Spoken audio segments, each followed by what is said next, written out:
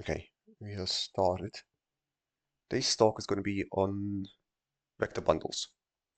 I'm not going to, as with other talks, go into too great of detail. I just want to introduce the terminology so you're able to follow along matters of the book. In fact, I'm not even going to cover everything that's necessary for the book concerning vector bundles because there's an appendix on principal G bundles that we can read. And I figured that it's better to kind of give more attention to other topics, vector bundles. And it does get kind of lengthy if you write out all the details. So I'll just mostly just define. I mean, this this talk is going to be a bit sinful in the sense that it's like 90% just definitions and a few examples here and there and some theorems. I think 2 or 3, some claims. Um, but it's just introducing the terminology. Uh, yes. If at any point anybody has any questions, please feel free to ask. If you ask out loud, you'll be in the recording, and otherwise just ping me in the chat and I'll take a look at my phone and answer. Okay, so let's get started. So vector bundles are one of the many types of bundles, uh, and specifically it's an example of any vector bundle is an example of fiber bundle. And now fiber bundles, they come from this consideration, this terminology that arises when, well, if you consider, say, the projection of the Euclidean plane onto one of the axes, the first one, then you take some real number and take the pre-image under the projection. So all the numbers in the plane that have as the first coordinate some fixed real number, well, obviously you get a line. It kind of looks like this. And well, I mean, if you kind of squint, this line somewhat looks like a long hair, long fiber. So that's where the terminology comes from. You can call the pre-image of any singleton on any function the fiber of that function at singleton. And so you can do this for a lot of different functions. In general, the fibers will partition your domain. However, if you really want kind of a bundle of fibers, you want to add some more restrictions on what the functions ought to be. Specifically, you want all the fibers to look the same. I mean, you kind of, if you just going off of intuitively the imagination one gets when hearing fiber bundle, imagines some sort of kind of bundle of fibers. Let's say all the fibers are the same, they kind of stick together so they're close by each other. And the way to formalize this, so at least formalize it in the sense of this specific definition, is that we, well, first of all, yes, we require all the fibers to be the same.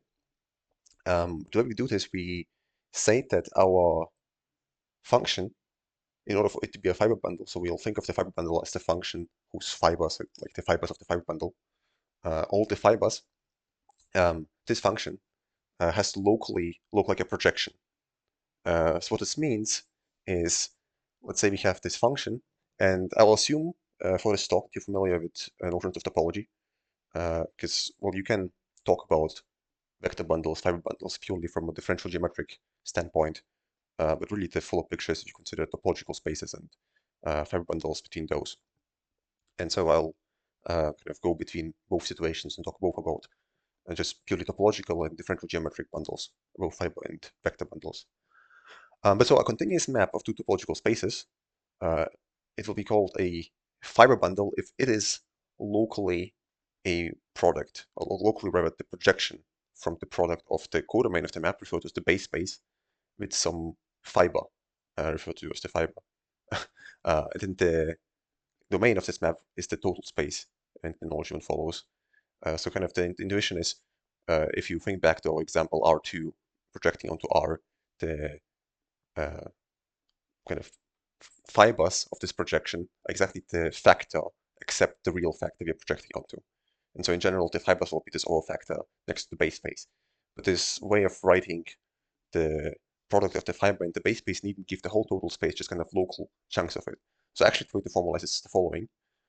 We require that for any point in the base space, so we pick some point where we're projecting to, there's some neighborhood around it, some small set, and some homomorphism from, actually that's a little typo, it should say not the whole E, not the whole total space, but the pre-image, so actually here in the diagram, um, the pre-image of the neighborhood around X under our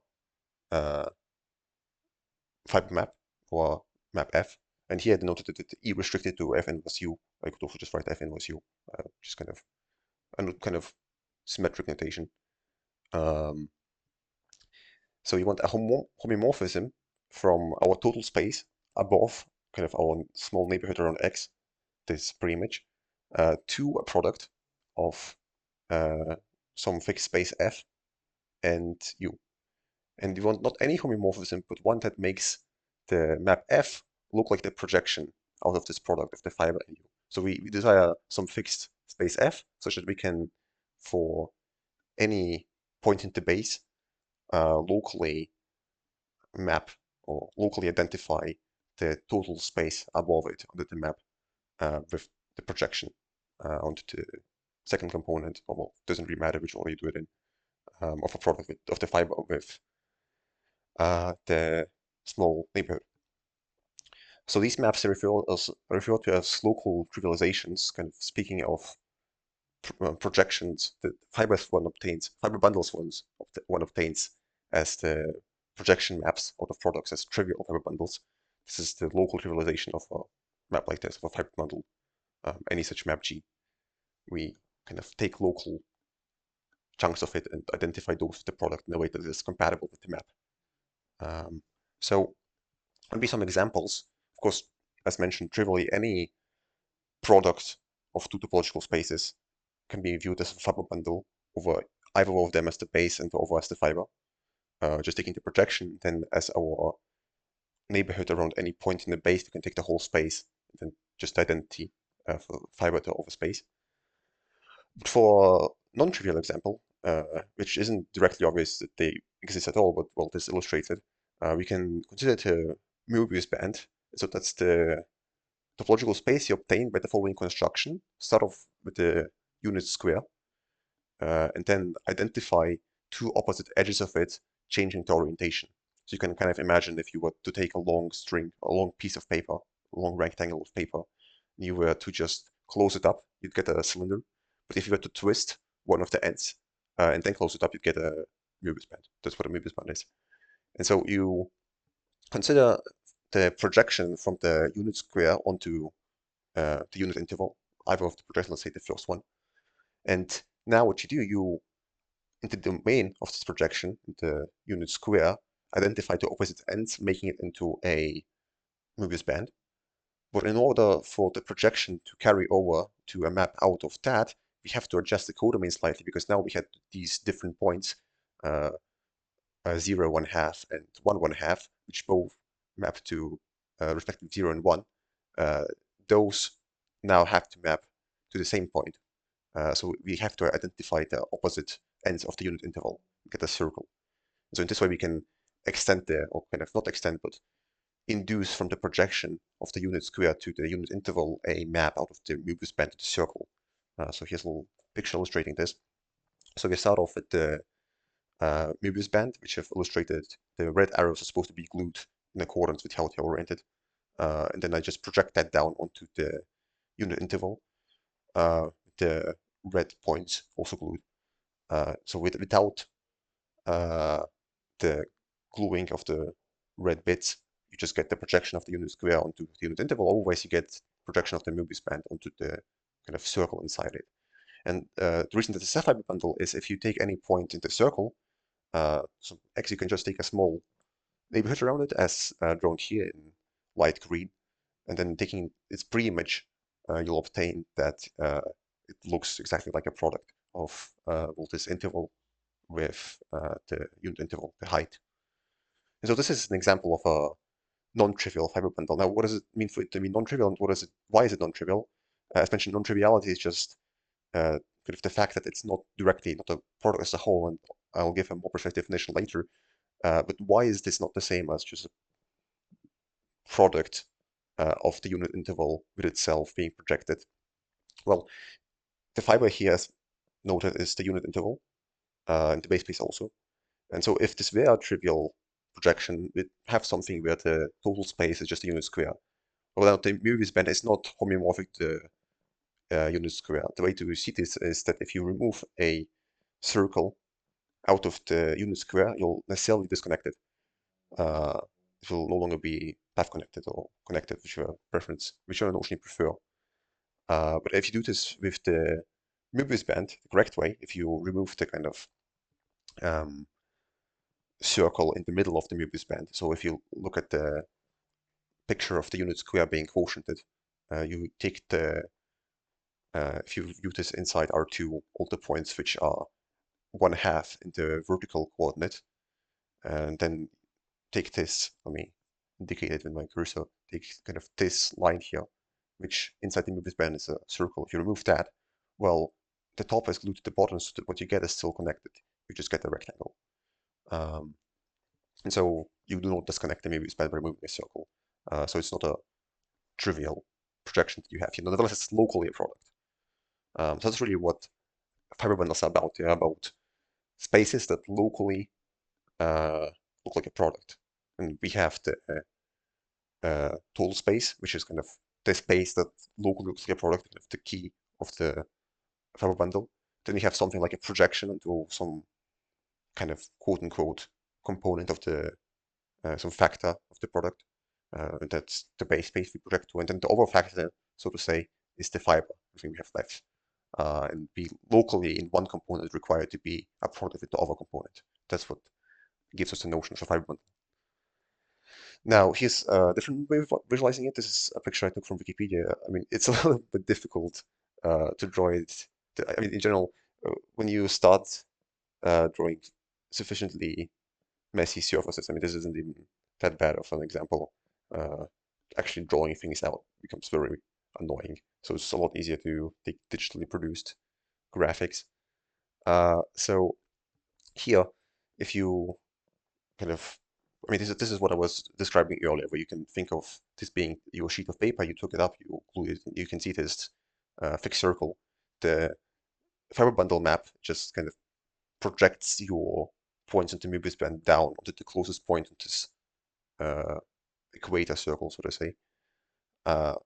And you can note that also this is a circle whose removal keeps the Möbius band connected. So yeah, this is another way of kind of more visually visualizing it, less diagrammatically. Yes. What is the circle being removed in this picture? Like what? So the removal of the circle I keep talking about is just a way of arguing that the unit square and the Möbius band are not homeomorphic, not topologically the same. Because if you remove if you remove any circle out of the unit square, by which I mean you remove a subspace homomorphic to the circle, you can, by the Jordan curve theorem, which is a result of topology, argue that it disconnects the unit square. Well, okay, actually, that's not quite correct. You have to be kind of careful because you can remove the boundary. But you can essentially make this argument work if you're sufficiently careful about how you frame it. You can consider, and well, you have to be a bit careful. But essentially, what I'm trying to argue here is if you take an internal interior circle, remove that of the unit square, then it doesn't doesn't have a connected component. Sorry, connected complement.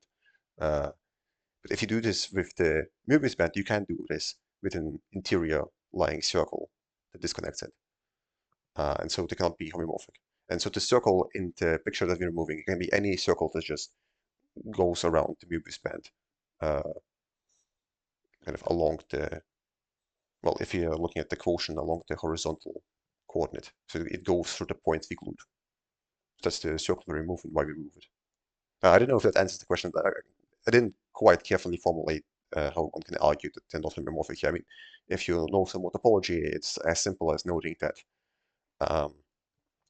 you have different homotopy type of the two spaces because the Möbius band deformation retracts into the circle and then has fundamental group of integers while the unit square is simply connected. But you can also, without this more heavy machinery, just note that with contains interior circles, the removal of one disconnects the Möbius band, sorry, disconnects the unit square, but not the Möbius band. Well, and you have to argue why you can consider the interior circles only. Yes, I hope that answers the question. Okay, so now, as with all sufficiently structured mathematical objects, we have a notion of morphism, which is just a way of mapping one fiber bundle to another. And you can do this over fiber bundle, or with completely random fiber bundles between different base spaces. But for most purposes, it suffices to consider morphisms between fiber bundles with the same base space. The definition then just looks like this. Um, Namely, it's just any map that makes the resulting diagram commute, which just means that if you have two fiber bundles with the same base space, then a morphism from the former to the latter is just any continuous map from the total space of the former to the total space of the latter, such that if you first um, use the fiber bundle map in the first, it's the same as applying this morphism and then using the fiber bundle map in the second. Kind of the fiber bundle map of the first transforms into that of the second. You can also express this in terms of fibers. You can check it's the same as saying that uh, it's any continuous map on the total spaces that maps fibers of the domain into fibers of the codomain. And well, if you want to do this over a changing basis, you just have to add a map between the bases as well. So then morphism is a pair of two continuous maps, but it's much simpler with the same basis and same base, and we don't need really to consider changing bases for our purposes. So for those familiar with that terminology, this gives the class of all fiber bundles with the same base a structure of a category. So we can talk about isomorphisms of fiber bundles. Now, whether you're familiar with this terminology or not, essentially all that means is uh, taking two fiber bundles over the same base and considering morphisms which are bijective and whose inverses are also morphisms. So just kind of ways of identifying the points of one total space with the other in a way that's compatible with the fiber bundle structure. So essentially just saying that the fiber bundles are identical up to names of the points in the total space, and since isomorphic fiber bundles are one and the same. It's just a useful notion to mention. I mean, it's uh, purely technical, as a lot of the things here, but it's just the convenient terminology. Um, so this is all just purely topological. Of course, you can consider it in the smooth situation where you take fiber bundles where your involved spaces are smooth manifolds. But that alone doesn't really make it smooth itself. Because, well, you still have to just this arbitrary continuous map. You really want that to be smooth as well. So a smooth fiber bundle is any fiber bundle where all the spaces involved, the total space, the base, and the fiber are smooth manifolds. And that fiber bundle map is also smooth. Um, so this kind of, if you compare this with what we've looked at in differential geometry before, namely considering spaces that are locally Euclidean space, which are just manifolds, and considering spaces which are, well, pairs of spaces, uh, or rather, I should say, inclusions of one space in another, which locally look like the inclusion of, um, oh, there's another type, just say capital N less than equal to lowercase n. But anyways, if you consider, uh, so there's a lot of things that in differential geometry we can try to express uh, by only imposing them to hold locally. Just being Euclidean, which gives us notion of manifold. If we express the notion of including, or being an inclusion of a linear subspace of Euclidean space into Euclidean space, we get notion of a submanifold, embedded submanifold. And now if we instead consider the projections, this is essentially what we get as fiber bundles. Except, so if we consider um, a function between smooth manifolds that locally looks like a projection from a high dimensional Euclidean space to low dimensional Euclidean space. It's linear. So just think of the canonical situation where we have Rn inside our bigger n. And you're projecting just as given here, except again, if this should say that lowercase n is greater equal to, well, actually, no, the typo is right here. It should be Rn, it should be R capital N. And then also here. If we consider this inclusion, but now instead of including, we project down, we get us things which locally look like that. Yes, fiber bundles. And if we impose smoothness, smooth fiber bundles. But now, we can also try to extract a bit more information because the Euclidean spaces themselves, they carry not only a smooth structure, they also vector spaces, they're linear spaces. We can add and scale elements. And so because the fibers of this projection are all Euclidean spaces, because, well, this is exactly as the example we started off with, where we have the projection from, say, R2 into R, then the fibers are all just R, or, well, copies of R. In a way, we get a fiber bundle where all the fibers carry vector space structure in some sort of a smooth way. And that's what the notion of a vector bundle attempts to capture. And what we get is the following definition.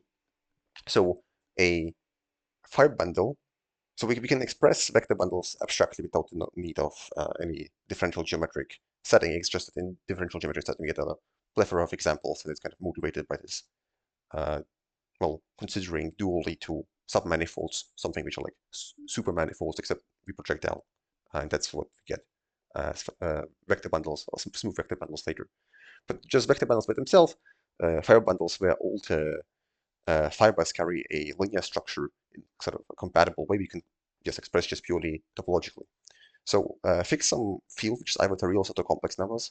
You could theoretically speak of any topological field, but just for analytic purposes in classical differential geometry, it's sufficient to consider these two.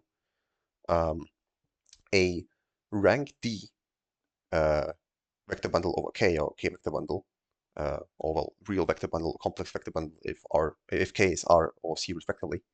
It is any fiber bundle such that we have a choice of vector space structure, a fine dimensional K vector space structure on every single fiber.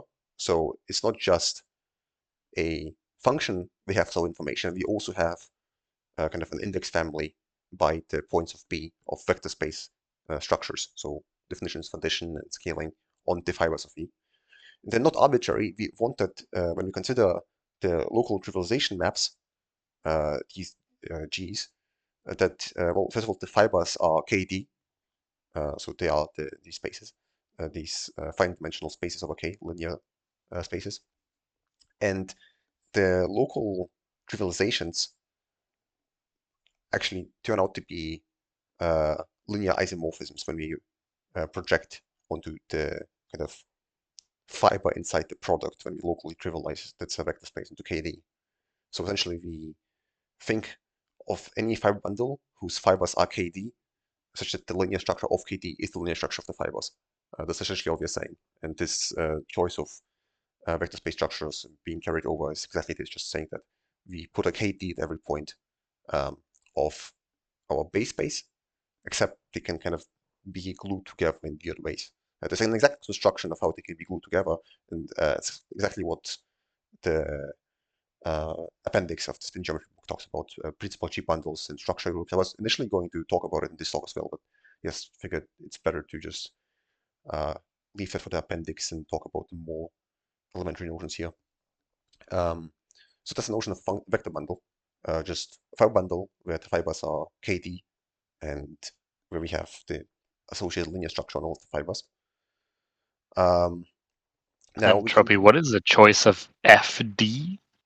fine dimensional. FD here I use for Finite dimensional, got it. Yeah, I mean, if you allow for infinite dimensional vector spaces, it doesn't, well, in the purely topological situation, you still have a topology on them, where if you want to view R infinity as a smooth manifold, it doesn't really work in as nice a way. There is a theory of infinite dimensional manifolds, Banach manifolds people usually speak of, where they're locally Banach space, but it's kind of a separate topic and not really, I mean, it changes the theory somewhat, and so people usually just consider it a fine dimensional case. I mean, it's also for classical geometry plenty enough. But yes, so as with fiber bundles, we have vector bundle morphisms, and well, they're just fiber bundle morphisms that should alter maps linear. That's one way of defining them. Or, well, you can carry over definition. You just have to keep in mind that everything works out linearly with the structures. And now this also defines the category or now vector bundles over your base. And you can talk about vector bundle isomorphisms, which is just projected vector bundle maps whose inverses are vector bundle maps, or equivalently, fiber bundle isomorphisms with vector bundles. And so you get the notion of isomorphic vector bundles. Again, this is just kind of the sort of abstract nonsense terminology that comes with it, but it's useful to have. So very important, almost motivating example for the notion of a vector bundle is that of the tangent bundle of manifold. Because we've already seen in the differential geometry talk the situation where at every point of smooth manifold we have a vector space, just a tangent space. And indeed, we can kind of glue all of these tangent spaces together into a bundle, a vector bundle of our smooth manifold. A smooth vector bundle, meaning that the map is smooth. Well, yes, all the species involved are smooth. The way to do this is this. You can just very explicitly give it a smooth atlas. So we start off with some smooth manifold, which will be our base of the smooth vector bundle, smooth real vector bundle, because we are, I mean, you could work with complex manifolds and do the definitions analogously, but here by smooth manifold, I mean a smooth real manifold. Again, just kind of as with the infinite dimensional case, being the theory that's more relevant to us. So start with some smooth manifold, M, and define its total space of a tangent bundle, which is itself often identified with the tangible. So often people kind of talk about the total spaces of fiber bundles more than the maps out of them, even though the maps are really what matters. But that's kind of often the way the total space is put together tells you what the map should be, so it suffices to talk about them to know what one's talking about. So the total space of the tangent bundle of M, or just the tangent bundle of M, is or can be constructed as you take the disjoint union, the square kind of square U, this rectangle without its top side here, is a way of noting coproducts. It's kind of turning products around because product is a capital Pi. At least it's noted this way. Um, so that just means we take a copy of whatever is on the whatever we have indexed by the subscript and put them next to each other, kind of in a disjoint way. So formally, you could say uh, it's the set of all elements, or all tuples of the form PV, where P is in M and V is in TPM. That's one way of viewing it. And so you take this space. So essentially, we just took all the tangent spaces and said that every tangent vector gives us a unique point in the tangent bundle and then no other points. And now, in order for this to be a smooth manifold, we need some smooth atlas. And we can construct one starting from a smooth atlas of the base space we have of our manifold. So for any chart of our manifold, let's call the chart U phi. So U is some, let's remind ourselves what the chart is. U is some open subset of the manifold, and phi is some identification of the open subset with an open subset of Euclidean space of the dimension of the manifold, RD in this case. So we have this chart. And now if we want a chart on the tangent bundle, we can, as the set will be identifying, take the pre-image of U on the on map F. Now, as mentioned, by this sort of construction, it kind of becomes clear what the map F should be, because, well, if we have a tangent vector somewhere at the manifold, we can get a point at the manifold just by setting it to where the tangent vector lies, right? So F in this case maps V in TPM to P. Um, so that's F. So we take the essentially disjoint union of all the tangent spaces at points of the set in our chart. This is Fn was U, the pre-image of U. And then we, as our coordinate maps, choose the following. As by definition of a vector bundle, our codomain has to be RD times uh, RD. Oh, sorry, times not RD times U. No, sorry. Uh, we're not checking that it's a vector bundle. We're checking that it's a smooth manifold. So the codomain has to be just some Euclidean space. In this case, we can take RD cross RD. That's R2D. So on the last D components, we just take the coordinates we get of our point via phi, the point that we have the tangent vector lie at. So for any V in F inverse U, its image on the coordinate maps we define by the last D components being the D coordinates we have for the point it lies at. And for the first D coordinates, well, if you recall, given any chart, we can define a basis of tangent vectors at any point inside the set of the chart, just by thinking of the kind of orthogonal, like the canonical curves in Euclidean space and mapping them to our manifold. Because we know what tangent vectors in Euclidean space look like. They're just these curves. We can just carry them over via phi to anything inside U. And so we get these basis vectors in the tangent space at P. And in terms of these basis vectors, which are determined through our chart u phi, we get coordinates for our vector. And we can use these coordinates to get coordinates for both the vector and the point. And so the vector lies anywhere. So essentially, the way we're putting coordinates on the tangent bundle, which is just the collection of all tangent vectors, which lie somewhere at the manifold, is by saying, well, we have coordinates for where the vectors lie, and at each point where a vector lies, we have coordinates for all the vectors there. And so we get 2D coordinates for any vector, and this gives us a smooth atlas, or this gives us something which we can extend to a maximal. Well, this gives us a smooth atlas. We can extend this to a maximal smooth atlas to get a smooth manifold structure.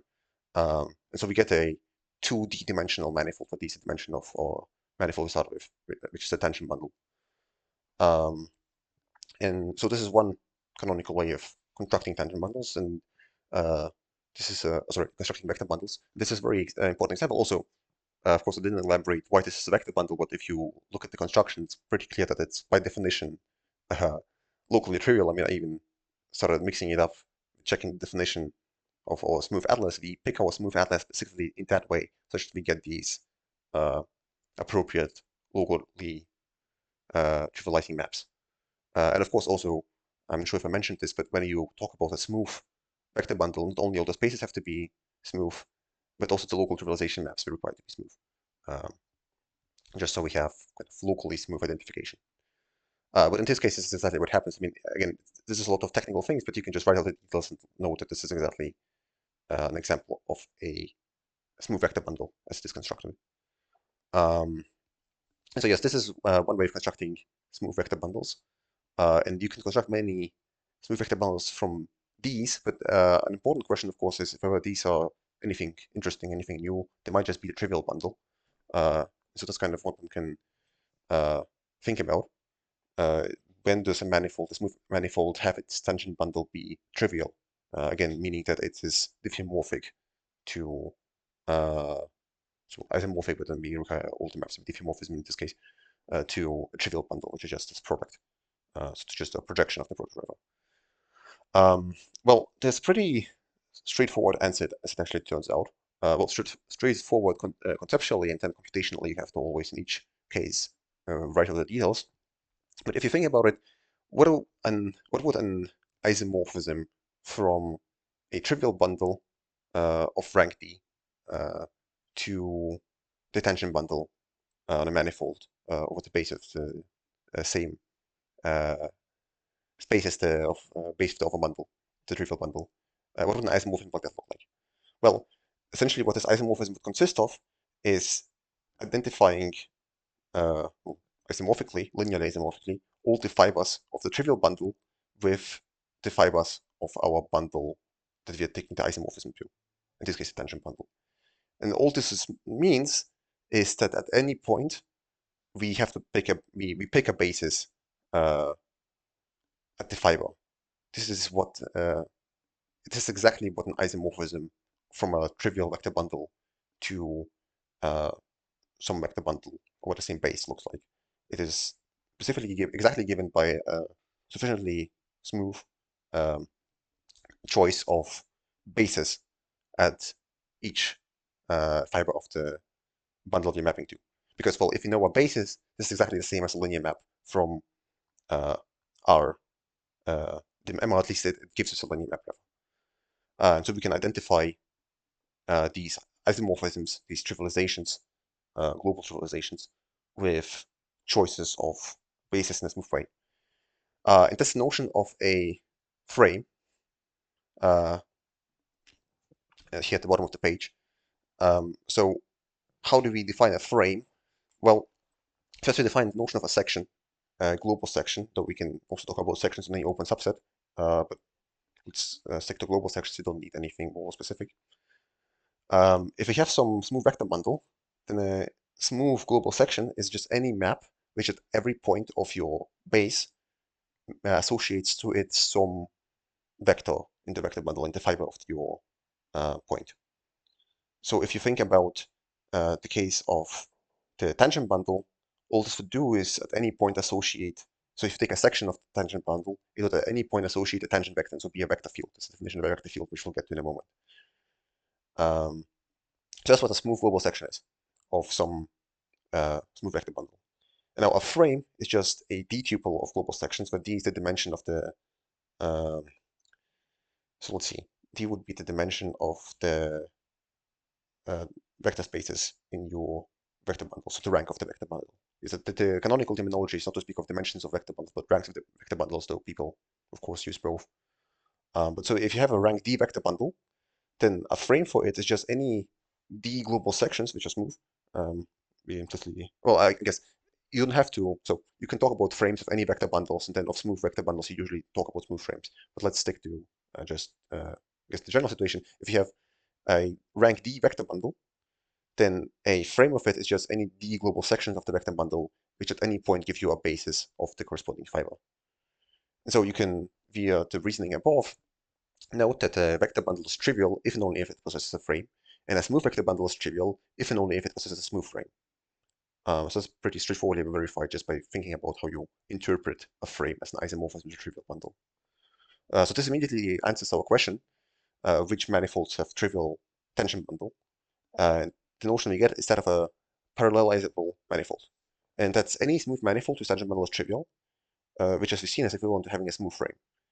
So essentially, a parallelizable manifold is a manifold where you can smoothly choose bases at every point of your manifold for its tangent space. Um, so you can think of well, actually, before we think of an example, we can use this to define something called orientability. So orientability is the idea that you can have sort of right and left-handedness in your spaces. And the way you can formalize it is to think of, well, first of all, let's take a vector space, finite dimensional over the reals, and orientation of that we can think of as any ordering of the basis of a basis of the vector space, where we consider two orderings the same if the transition matrix from one ordering to the other has positive determinant. So if the permutation has sign 1. Or if the matrices, if the bases are different, you don't have a permutation, but you still have a transition matrix, so you can think about the sign of the determinant. So for example, in the simplest example, let's take R2 as a vector space of the reals, of course. You have two possible orderings of the bases E1, E2, E1, E2, and E2, E1. And you can kind of think E1, E2 tells you that you're going sort of counterclockwise. You first are at E1, then at E2. But E2, E1, it tells you you're going clockwise. You first at E2, and then at E1. And so in general, we just define that a orientation of a vector space is any equivalence class of these orderings for bases where it will set are equivalent if the determinant is positive. Or you can also do different bases. But the good thing here now is that we can, given a parallelizable manifold, talk about ordering all the bases at every point. Or, well, not ordering them, but just picking bases. This is why it's useful to talk about different bases. And via this, we can think about their orientations, and by that, talk about the orientation of the manifold as a whole. So sort of at every point, at every tangent space, picking an orientation. And that'll be an example on the next slide. So the definition we get is the following. Two frames of the tangent bundle of manifold will be said to induce the same orientation if the transition matrix from the basis of the one at any point to of the other has positive determinant. This is an equivalence relation because, well, determinants are multiplicative and product of positive number with a positive number is positive. And so the equivalent classes we get are called the orientations of your manifold. Now, this is a very hands-on construction of the orientation. There are more technical ways of constructing orientations that also allow for orientations of non-parallelizable manifolds. There are also manifolds which are not orientable, which means that there's no way of obtaining an orientation of them, but that's a separate topic. This is just kind of a very straightforward way of thinking about the orientation, and I thought this is a nice way of illustrating kind of the usefulness of the tangent model. So one can, for example, verify that S1 is parallelizable, so it has trivial tangent bundle. All you need to do for that is to find a smooth frame of S1. Now, if you think about S1, at every point, the tangent space is just a line. So a smooth frame is just a section of your tension space because that's non-zero everywhere. So non-zero of a non-zero for a section of a vector bundle, meaning that uh, the value at any point is not zero in the vector space structure on your fiber. Um, so essentially, what this tells us is that a smooth frame on S1 is just a nowhere vanishing vector field. And well, if you think about vector fields in S1, you can quite straightforwardly think of some.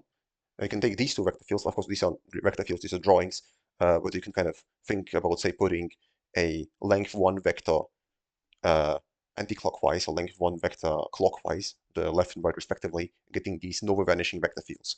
And well, because the tangent spaces are one-dimensional, at every point, any such vector gives you a basis. So these are choices of bases at every point. These are smooth frames. And now you think about um, the orientations they induce. Well, if you say look at the north pole of your circle, so just I mean the point 0, 1, on the left, you have the vector kind of pointing to the left and on the right pointing to the right.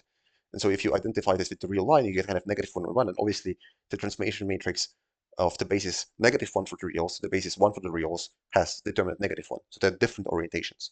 In fact, you can show that there are only two orientations of a path-connected manifold, which is kind of a noting that there are kind of two sides in the reals as either negative or positive as a determinant. And so at any point, you can also note that you if you have a basis of a given orientation um, on the tangent spaces of points in some open set, and then the same for some open set intersecting it, then globally you also have the same orientation of the union of two open sets. So because of this, you can note that there are at most two uh, orientations on a path-connected smooth manifold. If a smooth manifold has many connected components, for example, it's the union of two circles, as here, just think of these not as pictures of one and the same manifold. Think of the whole picture as a picture of the orientation of one manifold, the coproduct of two circles, so just kind of the joint union. Then you get, of course, four orientations. And so in general, you have two to this number of technical component of your manifold orientations. So yes, as mentioned, for curves, the frame bundle, sorry, not the frame, well, I'll get to what that is in a moment, but a frame is just the same thing as a vector field. And in general, a vector field, a smooth vector field, is a smooth section of the tangent bundle of manifold. So I guess this is a smooth tangent vector field. You could talk about vector fields the same way as sections for other vector bundles. So in that way you can, if sections is a terminology you're not comfortable with or for whatever reason dislike, you can just call them vector fields essentially. At least for vector bundles. You have sections of fiber bundles as well, of course. So a vector field on a smooth manifold just consists of picking at any point a tangent vector. This is exactly what it means to be a section of the tangent bundle. And if you want now to pick these points smoothly, this is what the tangent bundle allows us to do. We just require the section to be a smooth map from M to Tm. So that's one way of talking about vector fields. Now, one related fact to, well, if we think about the parallelizability of high-dimensional spheres, we've seen it for S1. There's this related fact known as the Harry-Ball theorem, and it states exactly the following. It's a kind of stronger statement than just the non-parallelizability of certain spheres. It's in fact the fact that on an odd-dimensional sphere, there exists a no vanishing smooth vector field. But on a even-dimensional, there is no such vector field. Any vector field, any smooth vector field, of course. Otherwise, you can just take any sort of function that gives you tangent vectors. Any smooth vector field on an even-dimensional sphere has a zero somewhere, it vanishes somewhere. Which in particular means that on an even-dimensional sphere, you cannot have a frame, because a frame would have as its components smooth vector fields, and it would have to vanish, but you cannot have zero in the basis. So this in particular implies that even-dimensional spheres are non-parallelizable. They're still orientable, whatever that means. You can look up the definitions, differential geometry text.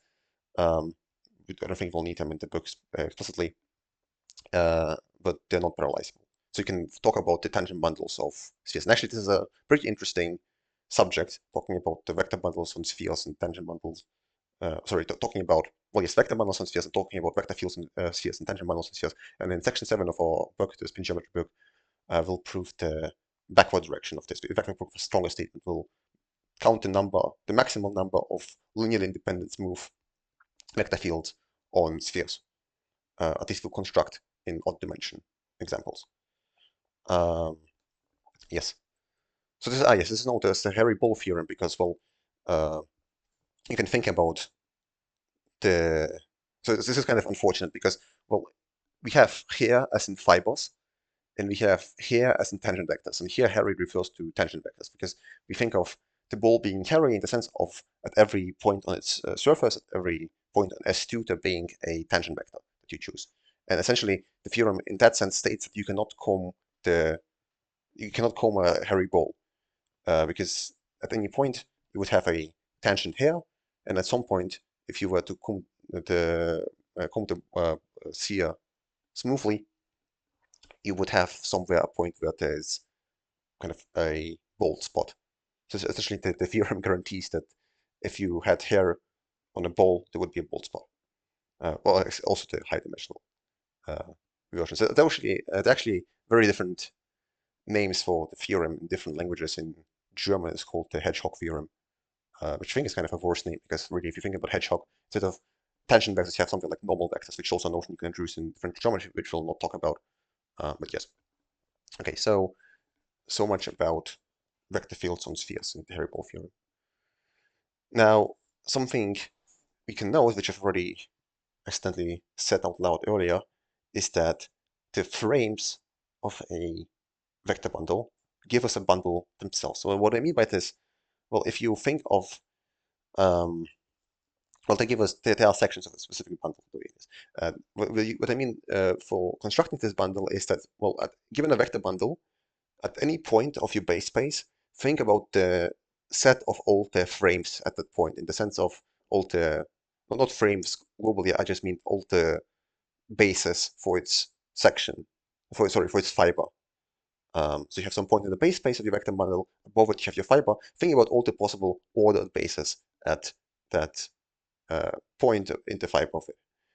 Now, if you think about this at all the points, you in fact can obtain something known as the frame bundle, where the total space are specific ordered bases for your um, fibers of your vector bundle you start with, and where you maps such an ordered basis to where it is the basis for fiber of. Now, this is not a vector bundle because that's not really an obvious way of adding bases. I mean, of course, you can impose some vector bundle structure, but it's not going to be any protein. Nobody really thinks about it as a vector bundle. It's not more really vector bundle. But this is a fiber bundle. You can note that at any point, um, you're going to have the same sort of, well, because the local triviality of your vector bundle is going to carry over the local triviality of your frame bundle, because if you have locally the same, if you locally look like a product of a vector space with your base space, the bases are locally going to look like the product of all the possible bases at one point with your base space. So that's one construction. But you can also construct, so instead of taking the notion of a basis out of linear algebra, you can take pretty much any notion out of linear algebra and just apply it fiber-wise on a vector bundle. And in this way, construct many vector bundles out of vector bundles with any notion such as the direct sum or quotient, which is quite useful. And so this is what we'll do next. So let's start off with the direct sum of two bundles. So let's take two k-vector bundles. They don't need to be smooth. In fact, all these constructions work purely topologically and either for real or complex bundles, and even any other topological field. But we'll see later, I'll mention that if you want to work smoothly, which is actually pretty important, especially this construction is going to be very important for us in chapter 8, so section 8 of the first chapter of the book, where we consider smooth vector bundles. You can verify that if you, instead of just general vector bundles, consider smooth k-vector bundles, these constructions work out to give you smooth vector bundles as well. This is something you can, I mean, it's kind of tedious, but you can do it. It's pretty straightforward. But so let's see it for just the topological situation. Take two k-vector bundles over the same base. So by k-vector bundle, I just mean vector bundle over k, where k is ROC. Now, if you want to construct the direct sum bundle, again, as mentioned, we can do it fiber-wise. So consider all the fibers of E1 and E2, of course, they're indexed by B. Then for our new bundle, take as its fiber, so it's going to be a map, and it's going to have fibers at every point of B, map to B, yes, fibers at B. Take as the fiber at B the direct sum of the fibers of your both bundles. And in order to view this as a topological space, um, you can uh, view your direct sum of the uh, you can view the set of all the union of all of the fibers inside the product of your two total spaces, namely just all the choices of a point in the first total space, the second total space, which kind of line the corresponding fibers. And so really this gives you as your uh, new total space a space where you can define the map mapping E1 O plus E2, which is as an order pair, it's the same thing for finding direct sums and products, mapping that to either the first vector bundle at the first component or the second at the second, which we assume to be the same, and get this fiber bundle over your base as the direct sum of them. And because you took everything inside the product of E1 and 2, this is a topological space, and you can also endow the fibers with a vector space structure just by, again, putting the direct sums structure. So in this way, you can take direct sums of vector bundles. Pretty handy construction. Now, there are many other things you can do, and I'll talk about some, but not all of them. Very importantly, you can, One question, yeah. Trophy, Mhm. on the F1, F2, is it necessary they both go into B? Standardly, yes, it is pretty necessary because, well, you want a map out of the, so think about this. When taking a direct sum of two vector bundles, you intuitively want corresponding fibers to be direct summed. But for that, you need corresponding fibers. And for that, the fibers need to be indexed by the same base space. So yes, this is pretty essential. I'm not familiar how you would do an analogous construction where you have um, vector bundles for different bases. So yes, it's Got for it. all I Thanks. know, it's pretty necessary. Because again, I mean, if you look at the definition of E1 plus E2, we're explicitly setting F1 of E1 equal to F2 of E2. So the images have to be in the same space, right? So yes. But there are various constructions which do not need the same base. But for example, later we'll see the home construction doesn't, but this one does. Um, so another one that needs the same base, it's a tensor product of two bundles. And this construction is a lot more messy because you no longer can, at least for non-compact spaces, consider the tensor product of two fibers inside some ambient nice space. So what you do, you just, again, stuff it to cable club bundles with the same base. They have some fibers. And now we want a new fiber bundle, which kind of the tensor product of them, and so we tensor product them um, fiber-wise. So as our new fiber bundles elements, we have union of this joint union of all of these tensor products of the fibers. These are vector bundles, we can take tensor products over K of the fibers because the vector space.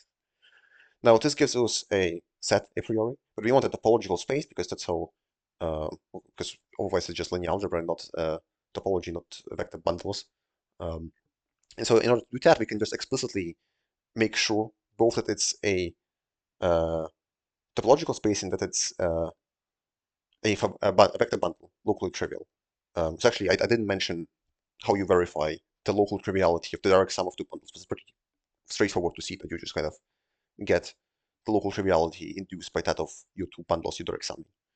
And so here, similarly here, you can just, in order to obtain a topology in a way that immediately verifies also local triviality, just define for any local trivializations H1 and H2 over the same open subset of B, U, a map H1 tensor H2 out of the corresponding to the open set of fibers, well, union of fibers in your tensor product vector bundle, and map that to the tensor product of the corresponding fibers of E1 and E2, but like as vector spaces, so just as Ka tensor Kb, and then of course multiplied with U because it's supposed to be locally trivial.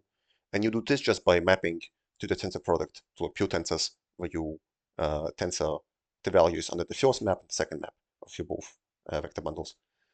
And you just define these maps to be local trivializations, to be homeomorphisms. What I mean by that is you need a topology on your coproduct, on your disjoint union.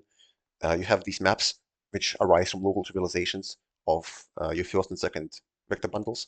Just uh, define them to be homeomorphisms, the sense of you can verify they have adjective, just induce the topology via them by saying that we have the unique topology such that all of these are homeomorphisms. And you can verify this is well defined. It's another kind of small detail you can do as an exercise. And this way you can take a tensor product of two vector bundles, which is, yes, quite handy.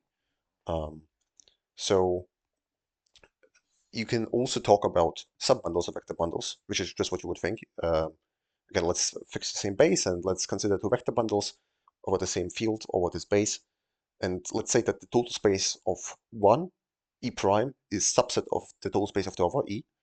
And that in a way such that the fibers respectively are included. And actually one is the restriction of the other as a map. And such that these inclusions give you linear subspaces.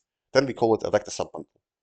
And the good thing about vector subbundles is that we can quotient by them, just as we could with subspace. I mean, again, basically we're just doing linear algebra plus topology here, kind of bundle toward topology, where we do it everything fiber-wise. And you can essentially do the same construction here as with the tensor product. I wrote this out even in less detail because, well, it's just kind of straightforwardly verifiable that you can just lift these local trivializations to your quotient. Again, so here, as our total space, we just take the disjoint union of the quotients of the fibers, and then you map any point in one of these quotients to the corresponding point where the fibers are. So you get a fiber bundle over B and also a vector bundle, because as a quotient of two vector spaces, a vector space by subspace, you get a vector space again.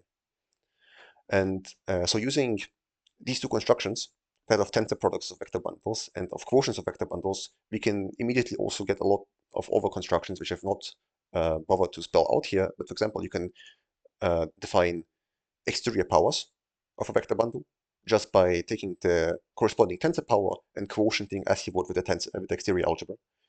You can also do something called symmetric powers, which is as with an exterior algebra, but instead of quotienting by squares going to being zero, you quotient by commutatively holding. And in this way, you can just get a lot of examples of vector bundles that you can construct. But something that you cannot directly get out of these two constructions is that of Hom bundles and dual bundles. And essentially what you do here is the remark that, well, you take the linear algebraic remark that this space of whole linear maps from one vector space to another is a vector space, and you apply this fiber-wise. So you take two vector bundles of the same base, and then you consider all the fiber-wise linear maps from the first to the other. So just collections of linear, oh, not collections, you just take some linear maps from the fiber of one to the fiber of the other at some fiber. You take all these, take the disjoint union, again do the same construction as with the tensor product, and you get a vector bundle. Again, mapping some point, some linear map from some fiber in E to the corresponding in E prime to where the fiber is. And the dual bundle you get as just taking the kind of constant one-dimensional vector bundle, the trivial one-dimensional vector bundle over your base. So that's kind of an analogy to the dual of vector space, which is the space of all linear functionals, a vector space whose elements are linear maps from your vector space to the field of scalars. Oh yes, also I mentioned that I don't spell out the details of constructing quotient bundles, but actually you can just construct them as a quotient topologically. It works out. They have to be kind of careful because you're quotienting everything fiber-wise. So it's not like you're quotienting the whole space by the whole subspace. You're quotienting just the fibers as linear spaces, and then you get the corresponding installation as a topological space to get a quotient. But yes, you can get topology that way. Here you have to do the tensor product trick, where you just do the local trivialization lifting. Okay, so these are very important vector bundles, and we can use them to construct or define what's known as Riemannian manifolds. Now, the way we can use them, so the idea of a Riemannian manifold is a manifold where you can measure angles between vectors, between tangent vectors at the same base point, at the same point in your manifold. Shouldn't be saying base here because of bases of vector bundles. So take some point in your manifold.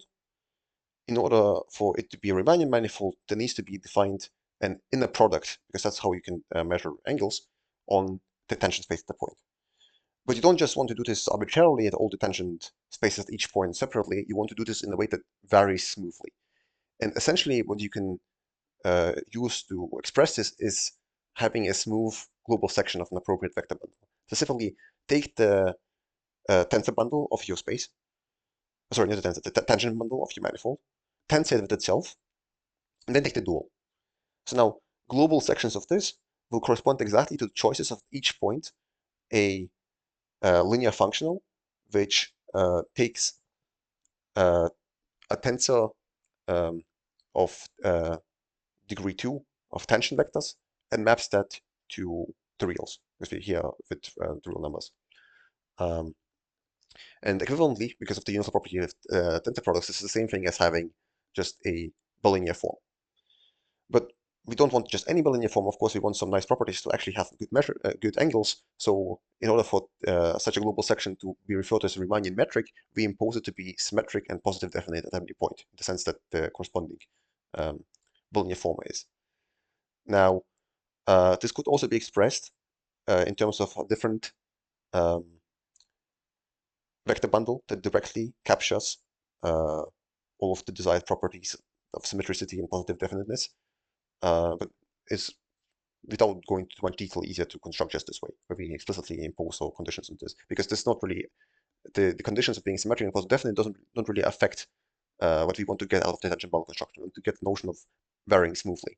So actually, I didn't mention it in uh, defining the notion of Riemannian metric verbally, but a Riemannian metric has to be not just a section, but of course a smooth section, smooth global section of this bundle, such that all the well-linear forms are symmetric and positive definite. So we have that the inner products vary smoothly, which we get the definition of by thinking about the smooth structure on this big um, total space. And yes, I didn't construct that smooth structure, of course, but as mentioned, you can just quite straightforwardly get it out of the smooth structure on your manifold and tension bundle, etc. Kind of left as an exercise. Um, well, it's one of those exercises where the exercise is to find the definition, and that's not really a good exercise in that sense, but you can kind of think about what the definition should be. It sort of tells you that the definition is really here only for terminological purposes. Um, okay, so if we, instead of requiring the uh, Riemannian metric, the corresponding bilinear forms at any point on the tangent space, to be positive definite, and instead require them to be non-degenerate, we get something known as a pseudo-Riemannian metric. Now, to recall, the difference between being positive definite and non-degenerate is that essentially with positive definiteness, you desire there to be induced a norm on the tangent spaces. So you want that for any vector v um, in some tangent space TPM, at a point P in M, we have that the bilinear form corresponding to your Riemannian metric at your point P, so we evaluated at that because it's a global section, which is in a bilinear form, gives you a positive value if you plug in as both the inputs V.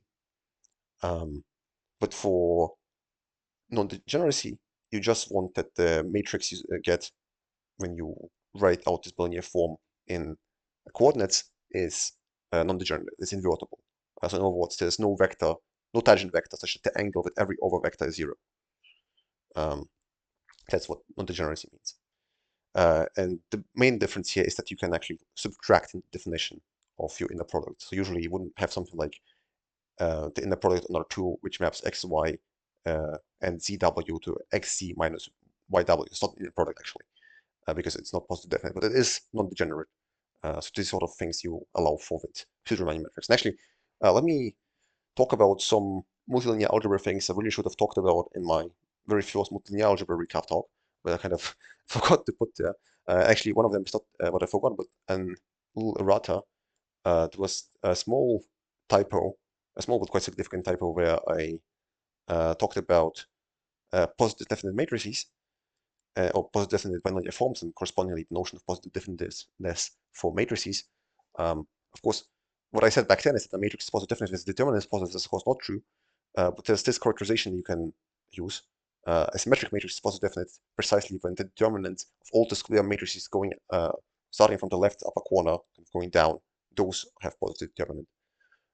In general, being positive definite for a matrix just means that the corresponding bilinear form is positive definite. It just means this condition is that GVV is positive whenever V is non-zero, where G is the bilinear form you get.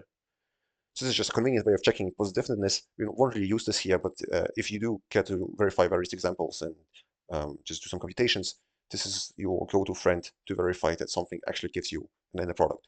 Just compute these determinants, then you know it's positive definite. Now, another thing I really should have mentioned is that of quadratic forms, the definition of quadratic forms. Essentially, what we do in geometric algebra in thin geometry is associate certain algebra for these quadratic forms, so they're quite important.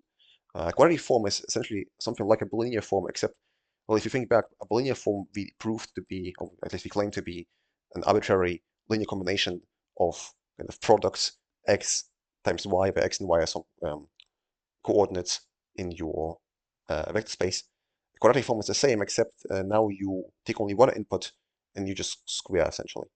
Um, so I guess instead of taking, well, here's the definition. You start with one vector and get a scalar, and you want that this looks something like the map you get from a bilinear form G by considering V mapping to GVV. So kind of taking the inner product with itself, so to say. And that translates to being homogeneous of degree 2, which is this condition that you can pull out scalars out of your map with an exponent of 2 on top of them. And also that this map where you take two vectors and then you take the sum, apply the quadratic form, and then apply the quadratic form to both of them and subtract each of those results from the sum, from the quadratic form of the sum, that this map is bilinear. So by this definition, if you think of the example where you just take a real number and square it, this gives you the expression on the right, gives you 2uv, which is sort of exactly what a bilinear form should look like. So because of that, this is how we can think about quadratic forms. Now, of course, this last condition, it essentially just says that quadratic forms are in correspondence with bilinear forms if you have characteristic not 2, because you can then just divide out by 2, and then for any bilinear form, you have the quadratic form mapping V to BVV, where B is your bilinear form, and for any quadratic form, you have this bilinear form associated to it as written out here, and these are mutually inverse constructions, so it's equivalent. Um, so what you can nicely prove is that, well, actually, first you can define the equivalence of the quadratic forms, which is just what you would think, where you have an isomorphism of vector space such that one becomes the other. But what you can actually prove is up to equivalence, you can classify quadratic forms of a field of characteristic not 2 as being exactly expressions of the following form. You find dimensional quadratic forms, and sorry, this should be not an n, this should be a d, or vice versa, depending which variable you prefer to use here. You can prove that any quadratic form on Ln or Ld, whatever, let's say d equals n, any such quadratic form is going to be mapping x1 through xn to a linear combination of the squares of your coordinates, where the coefficients are all -1, 0, or 1. So in a sense, you get these, how many? It's going to be 3 to the n possibilities, except if you consider this up to equivalence, the only thing that matters is the number of times -1, 0, and 1 occurs. And that's called the signature of the quadratic form. And you can prove that in the reals, the signature is invariant. And actually, this is a complete classification then both ways. Each quadratic form is of this form, and vice versa. You can construct any quadratic form uniquely by choosing a number of zeros, ones, and negative ones. These are called the signatures then. So it's kind of a very nice way of having an overview of all the possible quadratic forms. So actually, I didn't write this down here, but if you want a non-degenerate quadratic form, this exactly means that in the signature there are no zeros. And for the quadratic form to be non-degenerate means that the bilinear form is non-degenerate. You can correspond the properties of quadratic forms to bilinear forms and bilinear forms to matrices in characteristic not 2. And if you have a 0 in this definition, obviously that vector is going to map the vector, which is 1, where you have the coefficient of 0 and 0 everywhere else. It's a non-zero vector, but it's going to map to 0, and it's not something that's quite well compatible with non-degeneracy.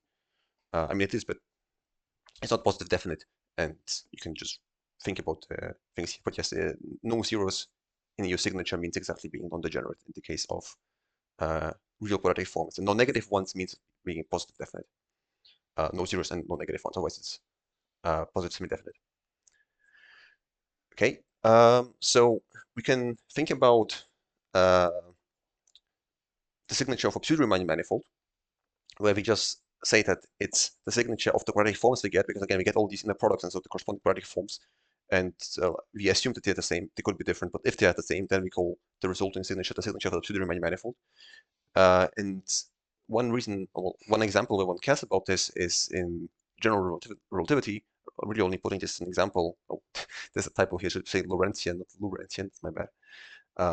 I'm only putting here as an example because it came up in the question last time. But if you take pseudo-Riemann manifolds of the following signature, they are used to model spacetime in general relativity. So you can think of the if you're measuring an angle, that the space coordinates will contribute this to what, and then the time coordinate kind of gives you this sort of curvature. Um, that's one example where you care about signatures of pseudo-Riemann manifolds. So I'm not going to go into much detail on pseudo-Riemann manifolds. It's a very beautiful subject. It's kind of a shame, but I just kind of out of time considerations chose against elaborating too much. I'll just give you this one result, which which um, it's a very strong result. It gives you a way of viewing Riemann manifolds as metric spaces. Namely, well, if you know how to measure angles between tangent vectors, we also have a notion of norm, length of a tangent vector. And so given any curve, I have the norms of its velocities at every point, which these expressions, square root g, so g is the Boolean form, we have the Riemann metric, then we just kind of take the inner product of the velocity itself. And if I integrate this expression from 0 to 1, where our smooth path, gamma, or curve, starts at 0 and goes to 1, I'll get exactly the length of your curve. Because that's just integrating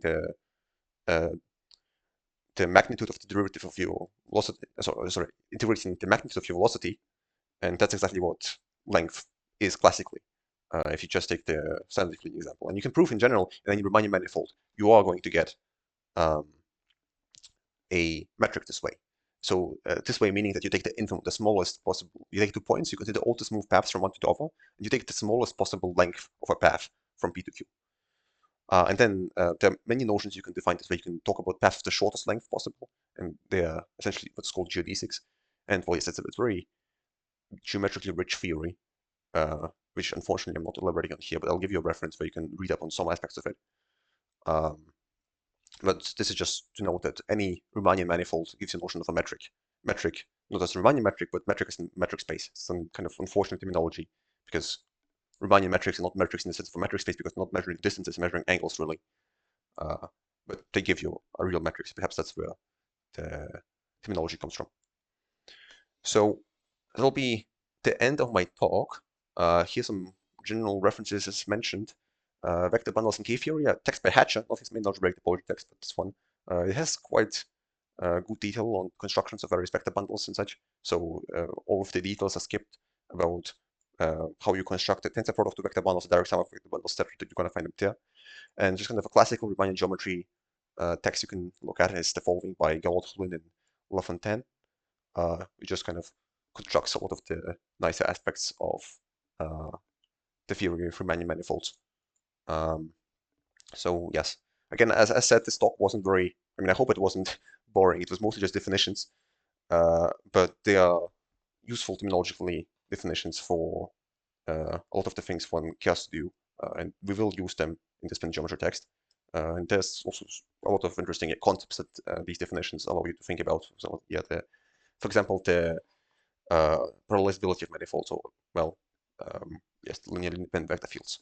Some very important notions. So thank you everybody for coming. Again, if any questions, please feel free to ask.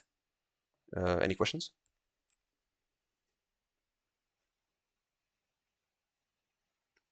Well, otherwise, if there are no questions, you can always discuss more things after the talk. I'll stop the recording. Okay, let's see.